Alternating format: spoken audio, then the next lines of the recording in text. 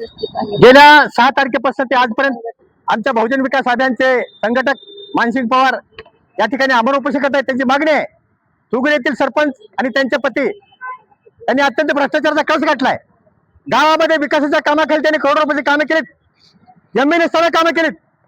50 वर्षाचं झाड, लिंबाचं झाड त्यांनी निंबाळपणे तोडलं.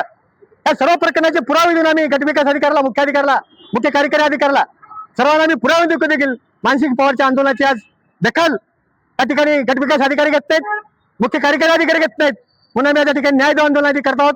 आमची मागणी आहे, तुम्ही सर्व पुरावे बघा. आमचे पुरावे खोटे असेल तर आमच्यावर कारवाई करा. आमचा एकही पुरावा खोटा निघाला तर आमच्यावर कारवाई करा, आमच्यावर गुन्हा दाखल करा.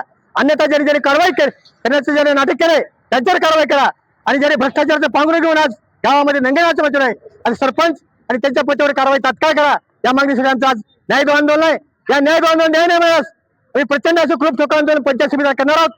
त्याची सर्व जबाबदारी आमचे गटविकास अधिकारी, मुख्य कार्यकारी अधिकाऱ्यांच्या राहील.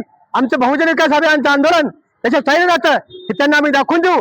आम्ही सुरक्षित मार्गाने आंदोलन करतो आणि उग्र स्वरूपाचं आंदोलन करतो हे त्या अधिकाऱ्यांना सांगा वाटतं. जय हिंद. चला.